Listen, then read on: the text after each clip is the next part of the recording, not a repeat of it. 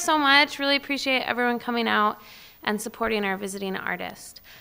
So Valerie Hegarty is here with us, and she received her MFA from the School of the Art Institute, Chicago, in 2002.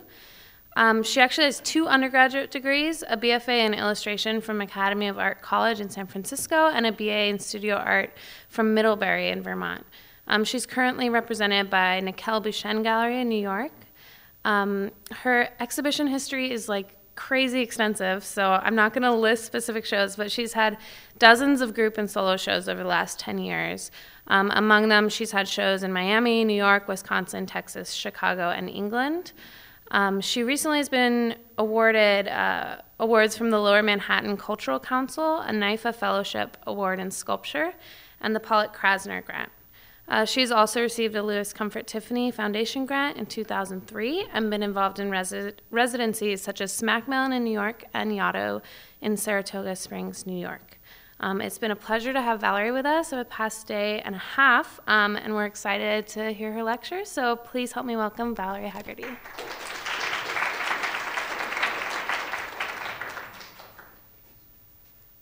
Thanks for the intro, Lindsay. Thank you all for coming. Yeah, like Lindsay said, my name's Valerie Hegarty. I went to art school in Chicago. I've been out of grad school about 10 years, so since you guys are all in grad school, I thought I'd start my lecture with grad school so you could see sort of the progression since I've been out, and how much work you guys will all be making over the next 10 years, maybe. But thank you for inviting me to come visit your campus. I've never been to Cranbrook before. It's a beautiful campus, and you guys are doing amazing work. I do a lot of visiting artist studio visits, and you're definitely one of the schools that has some good art going on here. So thanks for, go Cranbrook.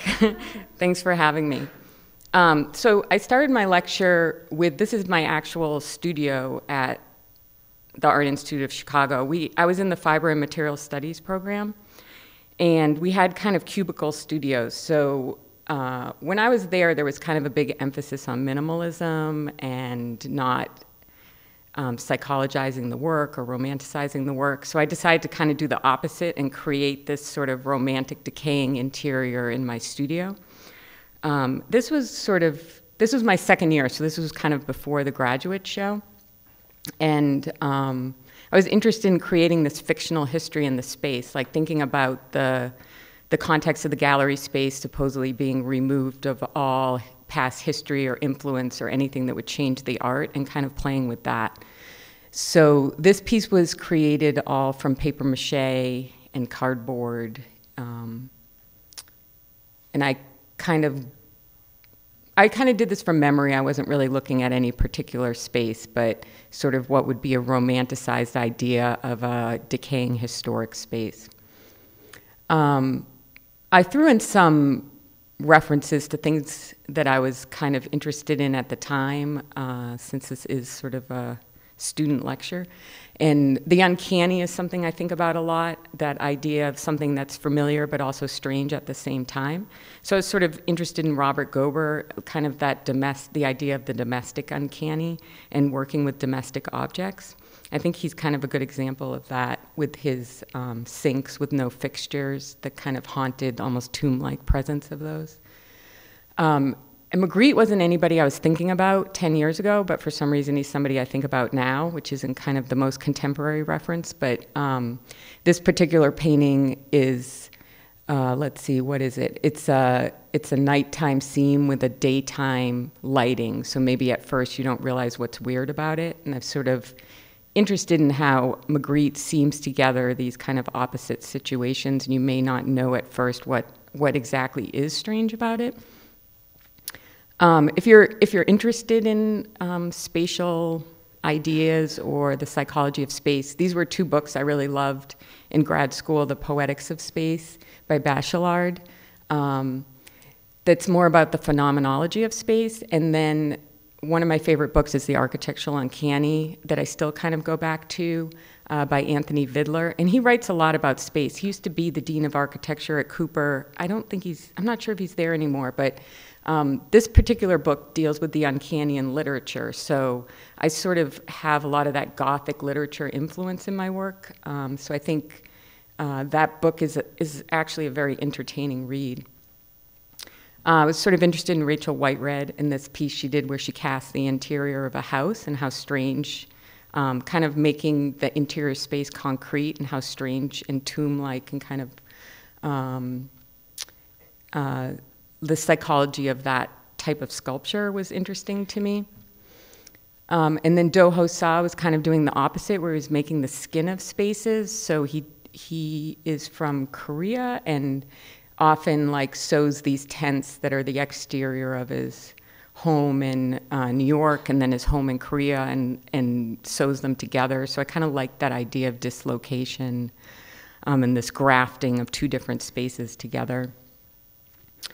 So for my graduate show, I wanted to make an empty room, again, sort of referring to the space that art is put in, because I think in grad school, when you're working on your show, there's kind of this mania about what am I going to show, and should I show everything I did, and how am I going to show I made progress? And so I thought, well, I don't want to show anything. How can I show, like, how can I subtract my work from the space? And there's, thinking about like Yves Klein making his Invisible show, or Maurizio Cattelan, who hung a sign on the gallery saying the show was canceled or be back soon, and Simon Pope that had an empty gallery and you were supposed to walk through and describe your memories of other exhibitions. So I like that idea of like exploring the context of the gallery. So what I did for this show was I took measurements of my kitchen in Chicago, and then I glued paper to the walls and floor. This was a white space, like supposedly a white cube space.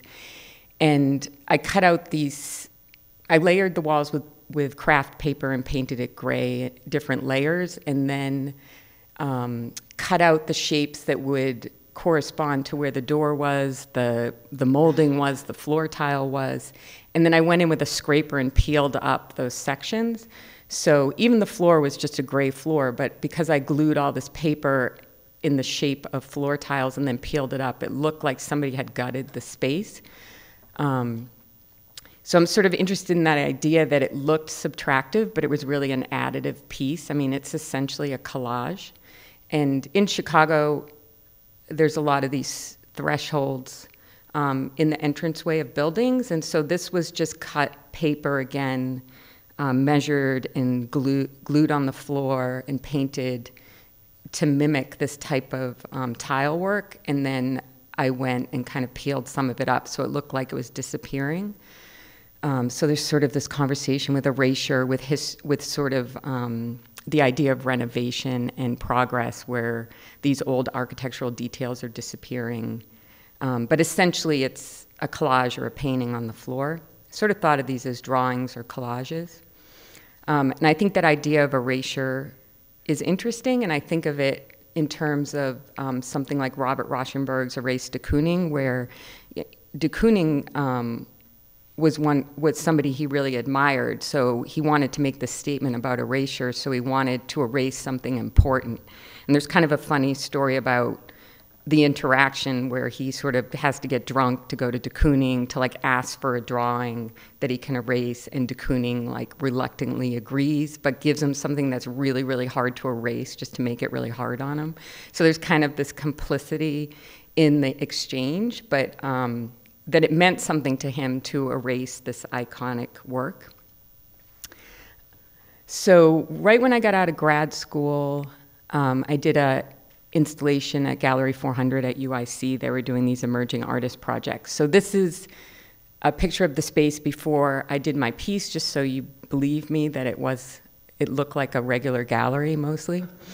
This is what it looked like when I was done with it, but so I was basically doing the same idea where I took measurements of certain architectural detail in my apartment building. It kind of had one of those grand Chicago lobbies, and then cut all this paper and painted it to mimic the tile work and the molding and the windows, and went in and glued it all to the walls and floor. and then scraped away to remove it again. And this was a massive, I mean, this is like what you do right out of grad school when you have a lot of energy, do like a really massive work. But yeah, this reference of Walter Benjamin's Angel of History is something I think about a lot. This idea that progress is kind of a storm that pushes this angel forward, but its back is turned, so it's watching the pile of destruction kind of pile up behind him as it moves forward. So I think that idea is something I think about, this idea of progress, but like at what cost, sort of. There's a cheesy illustration of the angel of progress.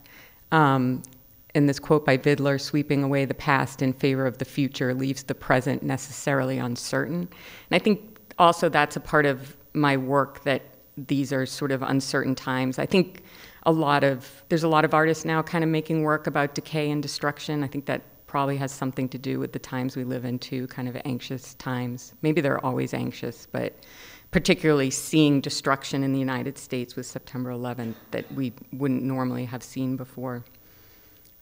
So this is another shot from this piece. And it's kind of different to experience in person because the images kind of make it look more realistic in a way, but when you kind of walk into it, you're more aware that it's flat and more of a collage. So it has a weird effect in how you experience it.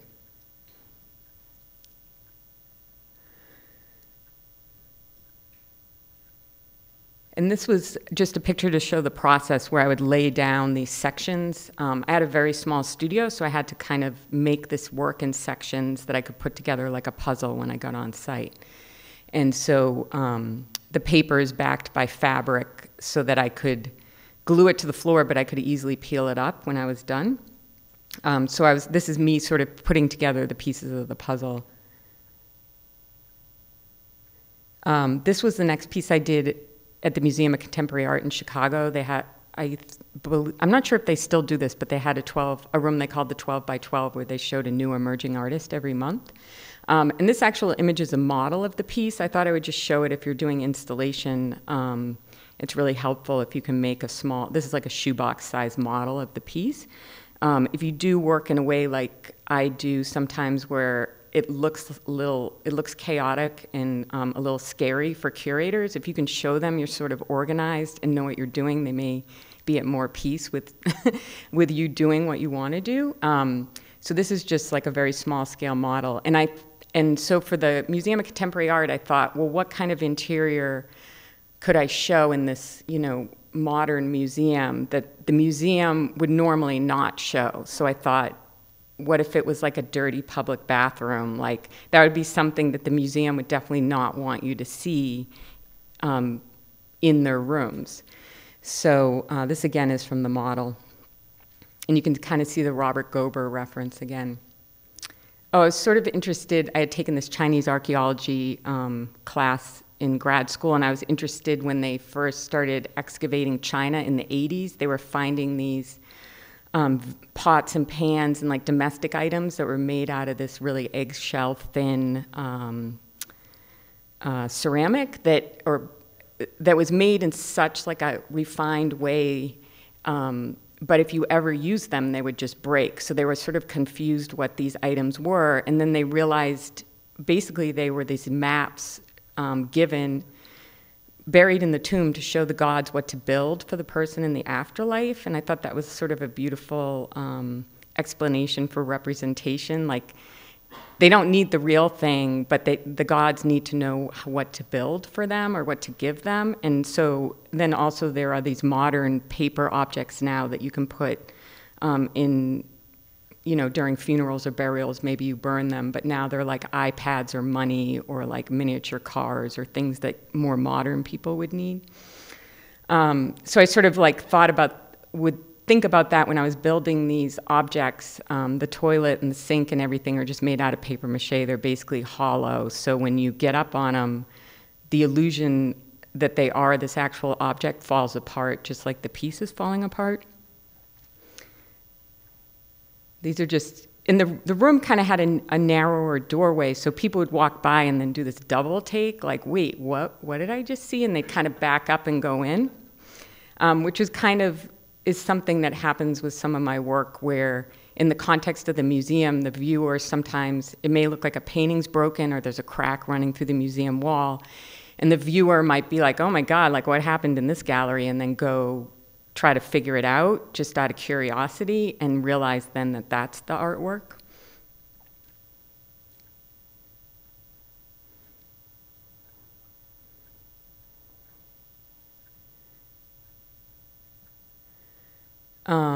I'm sort of interested in this idea of wabi-sabi, which is the sort of an aesthetic on transience. I mean, when I was making this work, once I deinstalled it, it was just garbage bags of stuff. Like I just had to throw it away. I wasn't recycling it. Or, I mean, I would try to recycle it, but I wasn't able to save it. And I kind of loved that. Like now that I make objects that get sold and break and I have to go fix them and you know, all those things.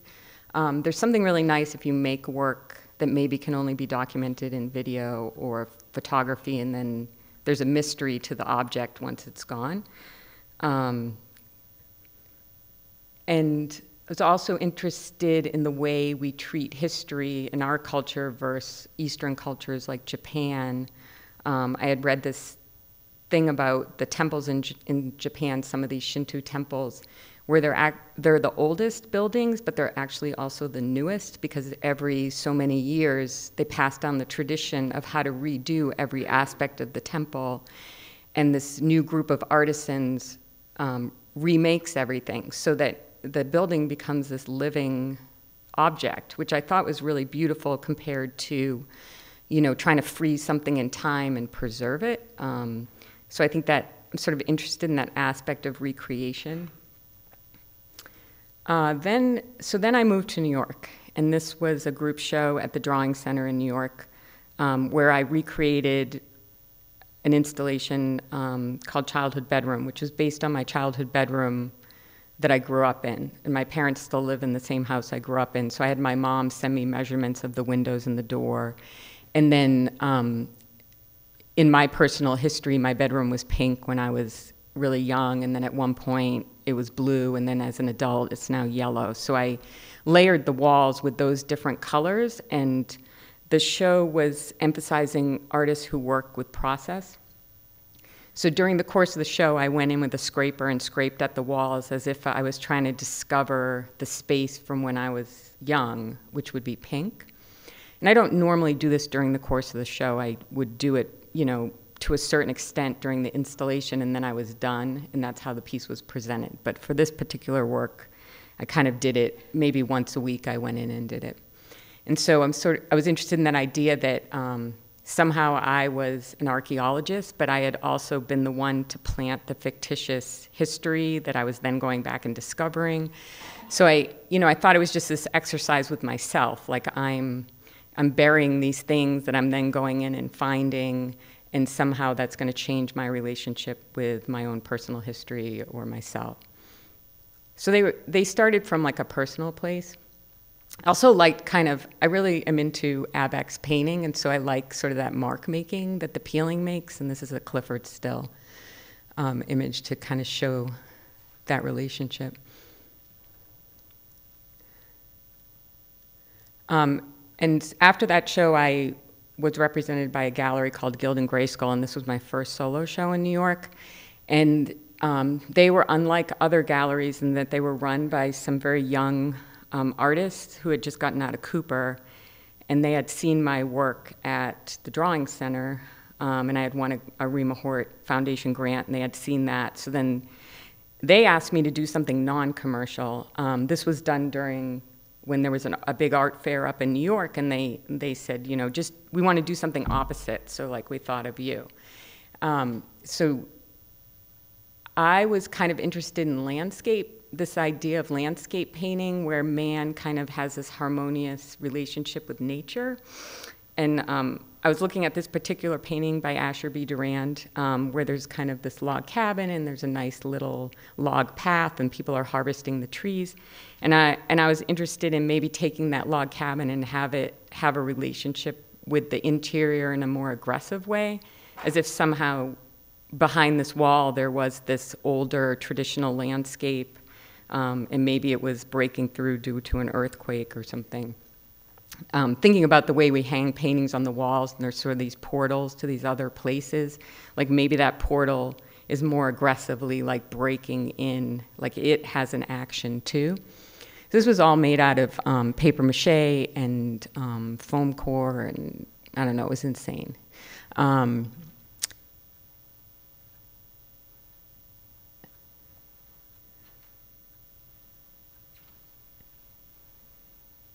And it was actually made in a way, somebody actually bought this. I mean, I'm only saying it because you're grad students and everyone wonders like how you sell stuff, but some Italian collector bought this, and then we were like, oh, now what do we do? Because we hadn't really planned for it.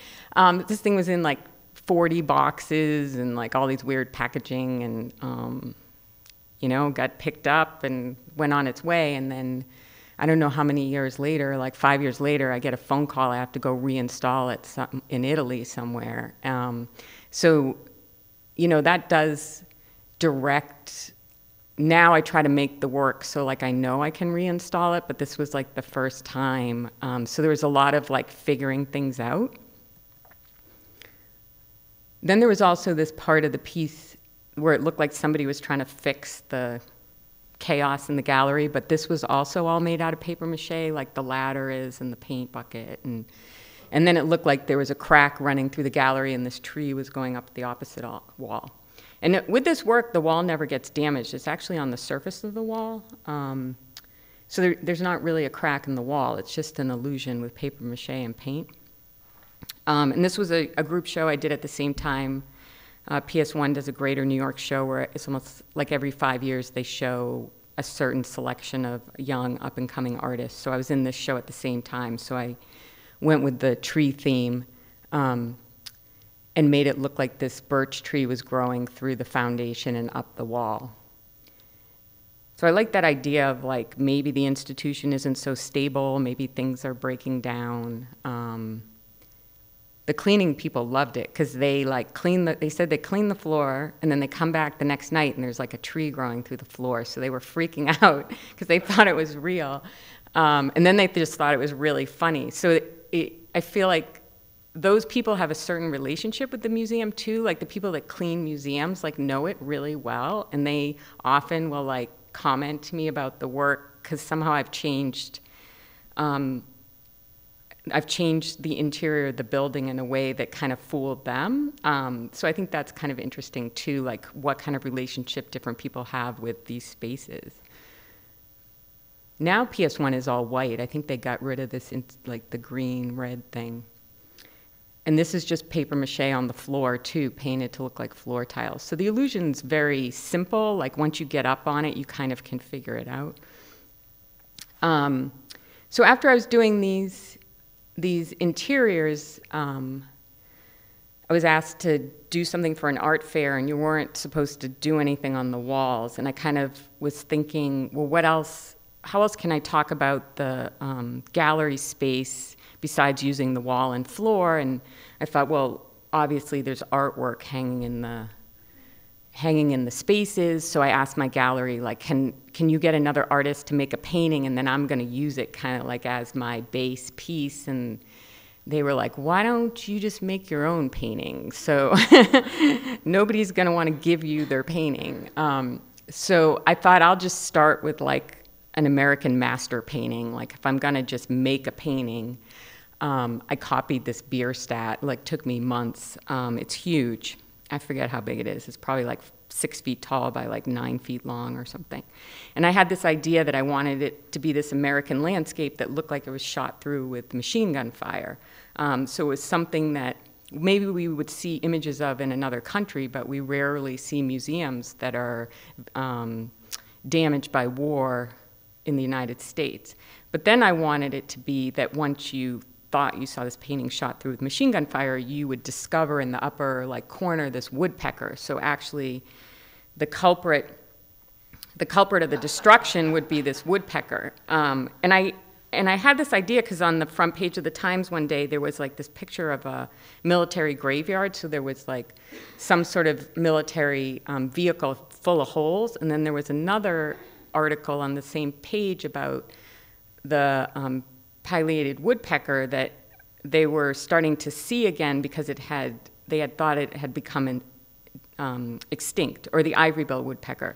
And back when logging started, a lot of woodpeckers started going extinct because we were, taking away their habitat. So I thought that juxtaposition just stuck in my head of the military, the tank filled with holes, and then this woodpecker. And so that sort of spurred this idea for the piece that somehow this idea of the American landscape being this limitless resource, and somehow it's defining our American identity, is somehow flawed. Or woodpeckers are often looking for infestation and bugs, so the idea this painting might have bugs in it, or the painting's like so good that the woodpecker was fooled that this is real trees. And so I think that idea of like whose art is better, or like when representation was more popular, if you could really paint something realistically, then you were a really good painter. I mean, that's what my parents think. That's how I grew up, thinking like representational work was how you showed that you could make art.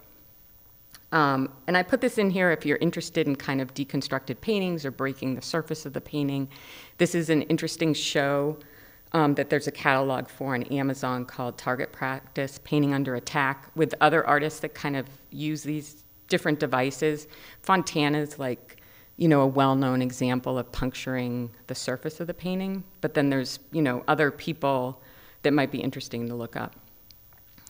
So this is just a detail. And this was sold to a collector in Miami, so I had to reinstall it. Again, it was like one of those situations where we hadn't really planned on what was going to happen. I had to reinstall it in their home, and their walls were made out of Venetian plaster, which apparently is really expensive, so they were like concerned about whether I was going to damage their walls. And honestly, I don't know if this damages their walls, but these are fake holes. These aren't real holes. They're like paper mache painted white and then kind of ripped open and painted black. But it was a perfect context for the work because they had this grand dining room with this beautiful molding, and then we could nestle the woodpecker up in the molding. This is a more recent piece. Some of the work I've been doing, I've been using posters instead of recreating the work. So I made this piece in Portugal that was a clipper ship poster, early American painting of a clipper ship as a poster, and it looked like the gallery, almost like it had been shot with a cannonball, and then the whole gallery wall was cracking. But again, all the cracking is just a paper mache thing. And I found this image on the internet that I thought was, timely, with a bullet hole in a Gaza City apartment with this almost the same iconography of this ship. This was a piece I did for an art fair in New York at the Armory, and sometimes the context of the art fair was like driving the idea, so I thought it would be funny to make these sort of classical-looking still life paintings that were being attacked, somehow like birds were attacking them. And again, there's this, I think it's Greek myth about these two painters that had a contest about who is the best painter. So one guy painted so realistically that the birds tried to peck at his fruit. So this is my piece is kind of like a joke about that. But then the other painter, said, well, pull back your curtain so I can see your painting. But actually the curtain was painted. So the winner was the person who fooled the artist. So I think that idea of like trompe l'oeil and like sort of that trickery is kind of funny and interesting to me. And I think like a lot of my influences are Gothic, so I really love Edgar Allan Poe and Alfred Hitchcock's The Birds, so this piece can kind of play back into those more like Gothic cinema stories or allegories, maybe like moral allegories. And this idea of an art fair where people are like feeding off the artwork, and there's like this idea of a feeding frenzy, who's trying to find the best work and buy the best work before the next person does. So the crows are like ripping apart. These are still lifes copied from Raphael Peale, who does these particularly like morose bodily still lifes that I love. And so the crows look like they were trying to eat the meat, and then I sculpted the paintings to look like they were kind of meaty once they were ripping into them.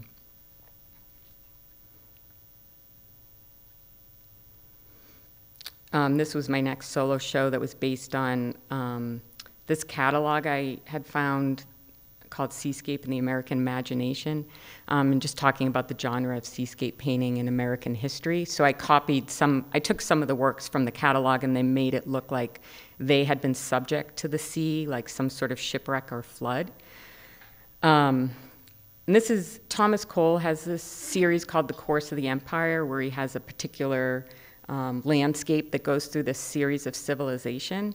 So the savage state, it's got like almost like an American Indian like running around in the corner, and this is like before civilization. And then there's supposedly like the perfect state, which is pastoral, which is some sort of harmonious relationship between man and nature that's more poetic and gentle. But then comes the growth of the empire and greed and war, and so this is kind of like the heyday of the empire. And then there's destruction, where everything goes haywire, and everything starts getting destroyed. And then the last image in his series is called Desolation. And I sort of think of my work as this aspect of there's been some sort of crisis or fall, or there's like this built-in morality tale about the cycle of civilization and what's bound to happen. But this is, the state of ruins. There's some birds, so there is life, and there's the implication it's going to start all over again.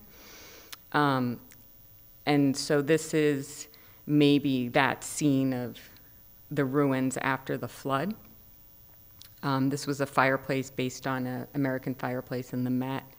And I was sort of thinking of the way we look at other places, like the harpoon almost being like a paintbrush, like that exoticism of other places. But it also can be a way to make other places like we're us and you're you, and somehow that's going to start some sort of warfare, the way we can aggressively look at other places. So I wanted this kind of aggression of like showing off. It's an iceberg painting by Frederick Church that I copied on the top, but this kind of idea of like another place, and we're going to go explore it, and sort of the built-in aggression of that, of how aggressive that act can be with exploration.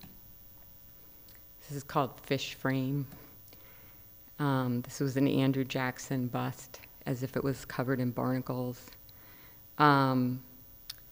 This is just an image of Pompeii, because I think that idea of, again, the destruction of the civilization, it has that implication, again, of a morality tale, like things need to be shut down or start over, but the way the humans and the animal, like the way things were frozen in that event, that then, like with this image of the dog being cast in this volcanic ash, and then the actual bodies decayed, so they're kind of these empty shells just recording these actions. I think those sculpturally are, very haunting. This is called Paul Revere tea set. This is, I forget what this is. Driftwood painting, let's say. And then the next show I did was in London. I was represented by Museum 52, and again, I was playing with that woodpecker idea and the idea of it affecting some sort of American history. So I had the woodpecker kind of attacking the gallery in this large early American armoire. And the title of the show is called, what was it called? View from Thanatopsis.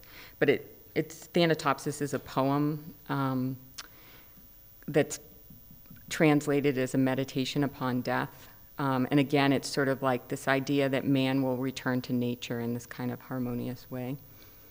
The woodpecker was sort of sighted somewhere in the gallery. And that's, that's an armoire based on an image of an armoire at the Met that I just made from the image out of foam core and paper mache, and then like carved the whole thing up. This is another Paul Revere tea set. This is called Cracked Canyon. This idea that this image of the Grand Canyon also has some sort of rift running through it. Interested in that, the idea of the sublime, that there's some sort of something scary about the image, but also something like awesome and beautiful. So I think like some of these images I'm picking to copy are considered sublime images of the landscape, but then how I'm affecting them could also be seen as a fictionalized sublime act, like a earthquake or a flood or some sort of military destruction. This is called Niagara Falls, and it's a copy of a painting by Bierstadt of Niagara Falls. And I wanted to torque the canvas like it too maybe had followed the sequence of, not only is it an image of the falls, it went over the falls itself.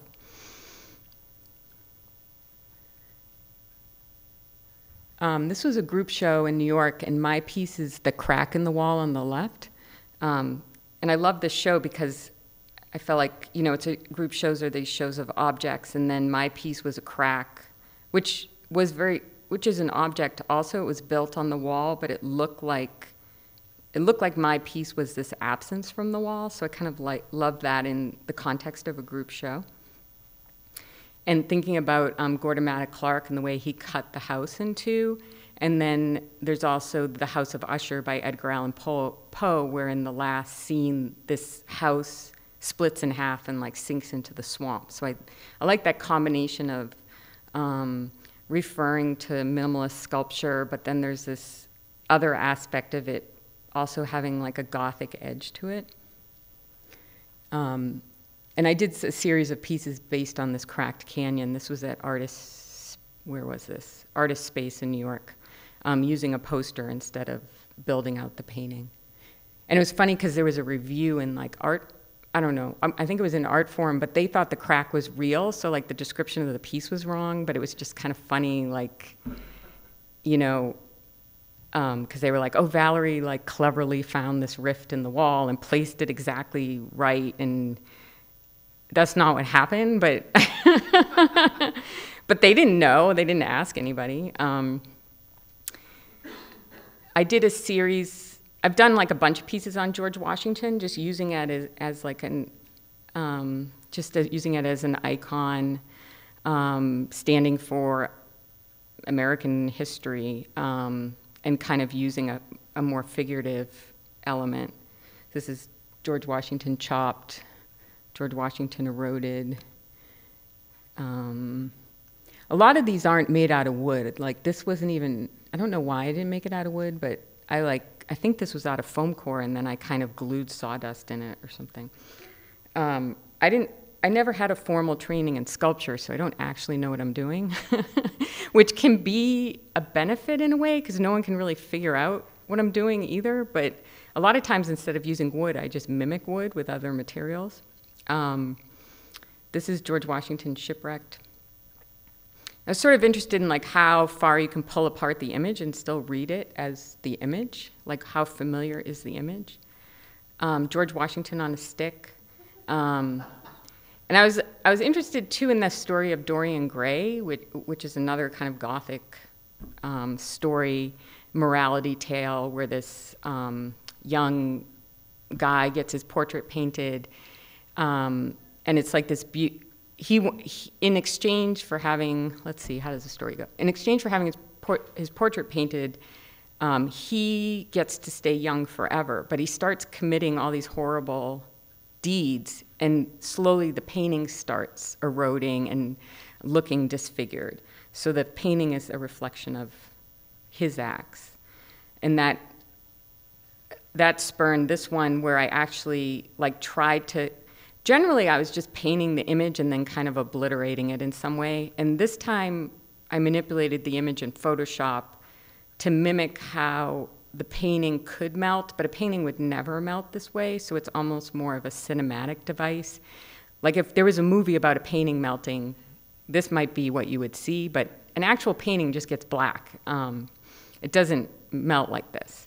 I get all these emails from high school students that are burning their paintings in their backyard or something, and they're like, it keeps turning black. Like, how do you get it? Like, they believe the fiction, because I think they grew up watching TV, and, you know, we're used to, like, seeing how things work in movies, but that's not really what happens. So it's kind of interesting, because I have to be like, well, I don't burn it. It actually took, like, 3 months to make that. And they're like, oh, not quite as interested. But I really like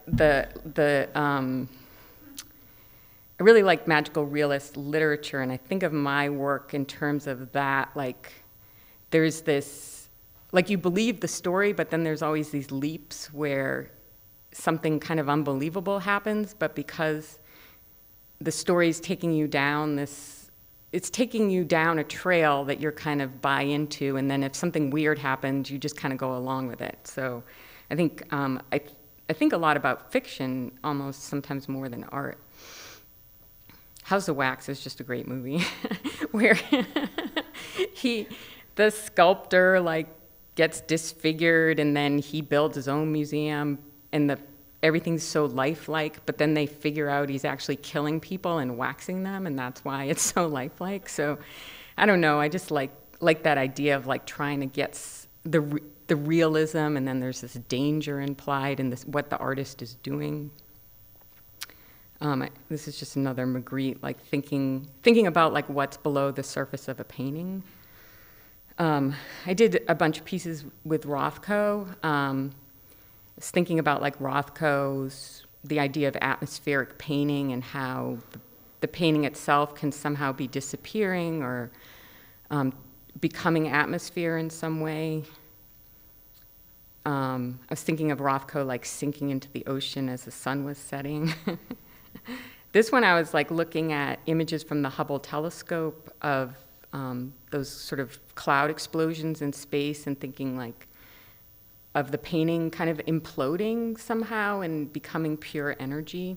Like, sometimes I think about the destruction as just this really energetic relationship with the work. Like, I'm not destroying Rothko because I hate Rothko. I actually love Rothko, and it's kind of this homage and this way of how can I have a relationship with a Rothko? Like, I can't go get one, and you know, like, I kind of have to make it in order to have my own, and then I can do what I want with it.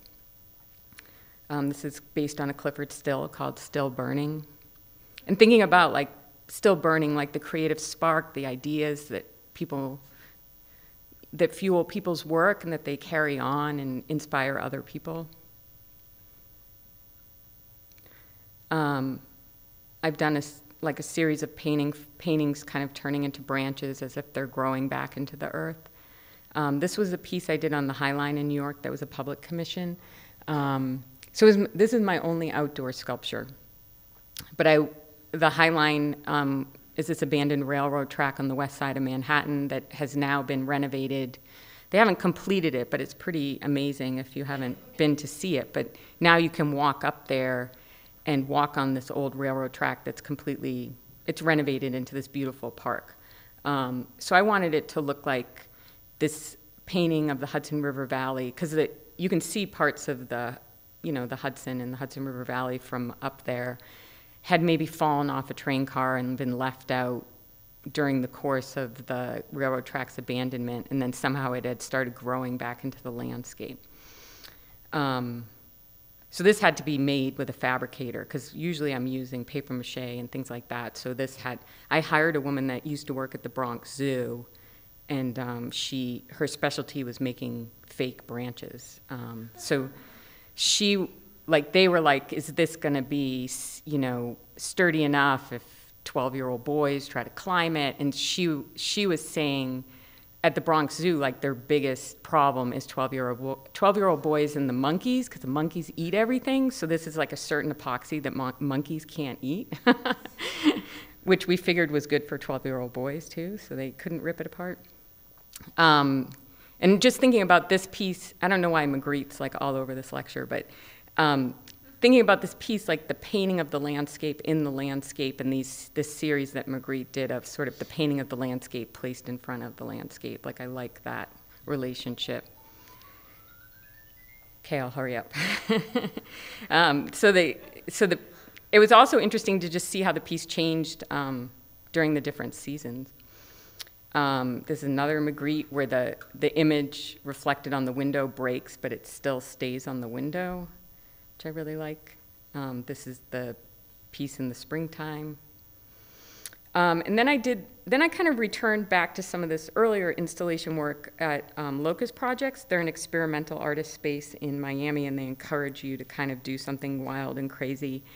And what I really was interested in was making a big hole in the floor. So that's like, was something that would be new for me to try to make a painting, and also in this back wall using a photograph. So I kind of returned to some of my older work, like making it look like a hurricane had flown through the space. And with the hole in the floor, like thinking of Urs Fischer's piece where he dug out the hole in the floor of the gallery. And also this pond in the middle is a painted illusion like sidewalk artists do. So I was like really obsessed with that idea that the image like only works from one place. So right when you walk in the gallery, you think you see this hole in the floor, but it's really a painted illusion. Like the floor is perfectly flat. And so I was thinking of Holbein's famous painting with the skull at the bottom, where it pops into view. I forget if it's like looking at it from the lower right, but it's similar, and it's like was very modern for the times that it would have this weird distortion in the painting. But when you walked around the piece, the illusion totally fell apart, and I thought that was really interesting too, like the viewer's relationship to this painting on the floor just becomes this weird distortion from the side. And then I layered the back wall with foam core and made these bricks, but used a photograph of Miami Beach as if, you could step right through the wall out to the exterior landscape.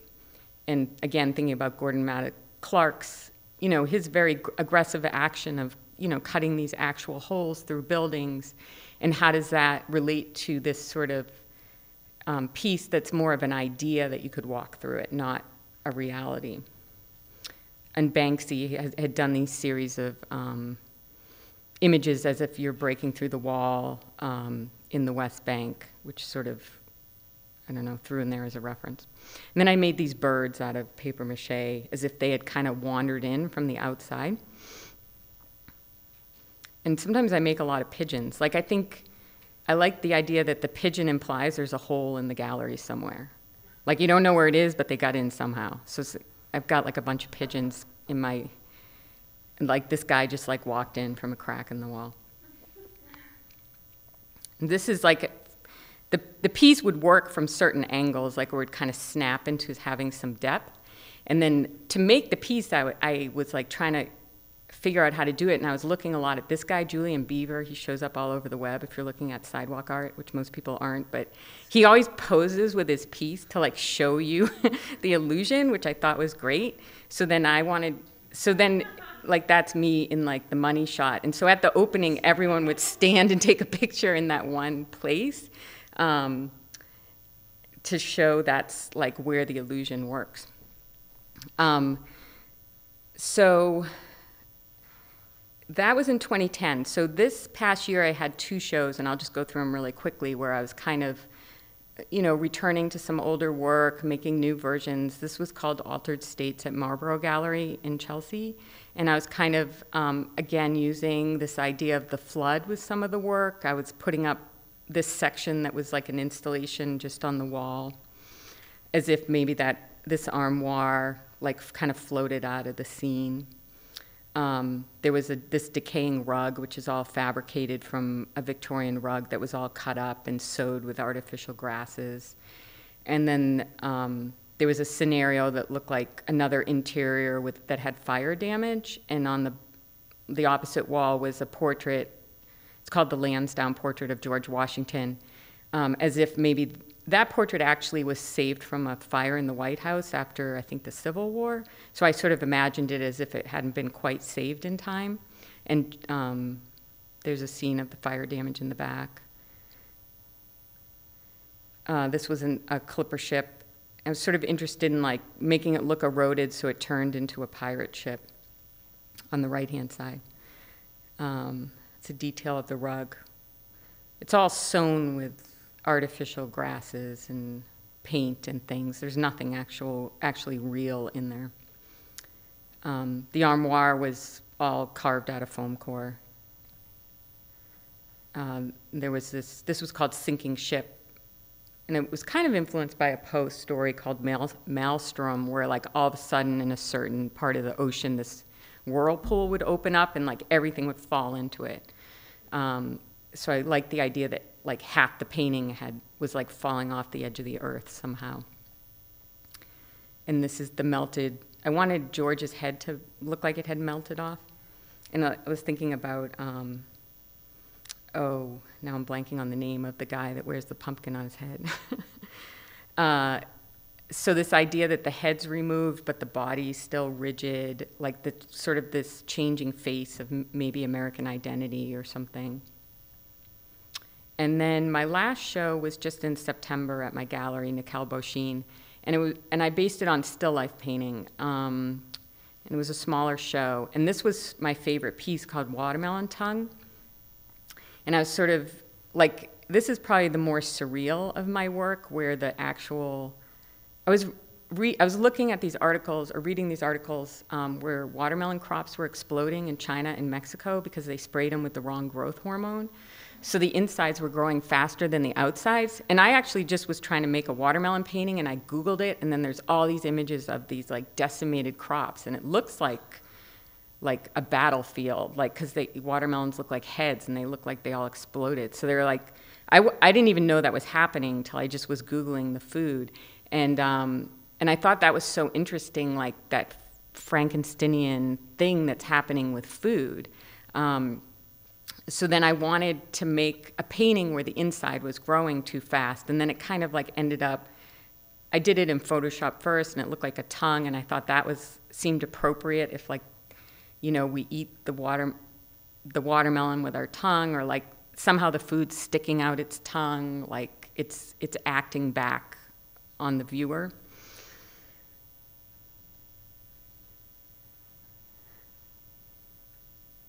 And this was called Flower Frenzy. And there was this book I was reading called The Botany of Desire, and it talks about the history of tulips. It talks about the history of several things, but one of them is tulips and how they, you know, became this really crazy, inflated commodity that people wanted. So a beautiful tulip was going for $1 million or something. And so that idea of like this desire for beauty, and that things are starting, and I was also thinking about Little Shop of Horrors too with this show, where things are just like, there's sort of greed and beauty, and things are just starting to go wrong. So I wanted this floral, this over-the-top Dutch still life painting to start to be reproducing, but it's like getting a little weird and starting to encroach and rip through the gallery wall.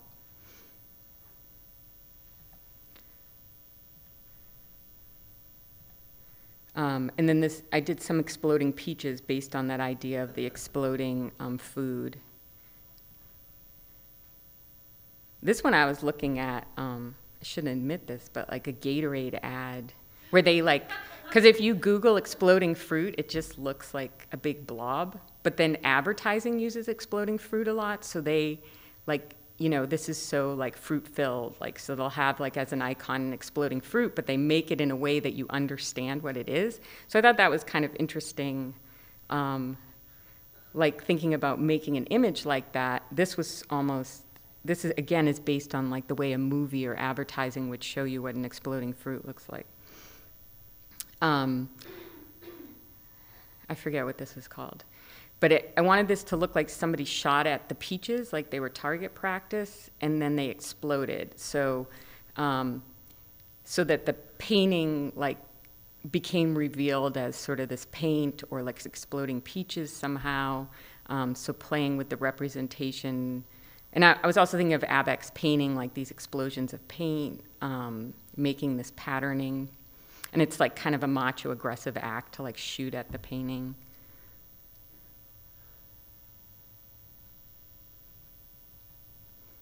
And this is the last piece called Woman in White with Flowers. And this was actually based on a Magritte, not to be all about Magritte tonight, but there's an image called The Great War, which is a woman in a white wedding dress, but there's a bouquet of flowers floating in front of her face.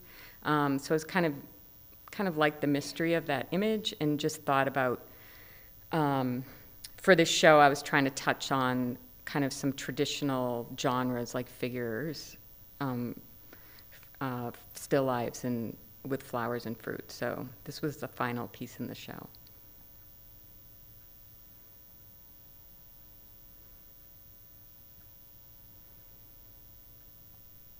And that's it.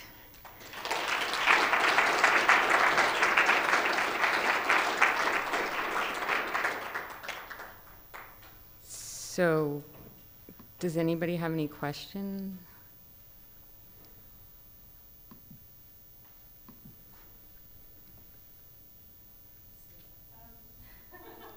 Do issues of ruin porn ever come up? Of what? Ruin porn? Yeah, I haven't heard anybody use it like in a critique of my work, but I've heard that word kind of bandied around lately. I mean, I would say I don't know what I'm not opposed to having issues of ruin porn in a way. Like, I think there is kind of like this, I mean, I feel like I'm using ruin sort of as a device to like take apart the painting or the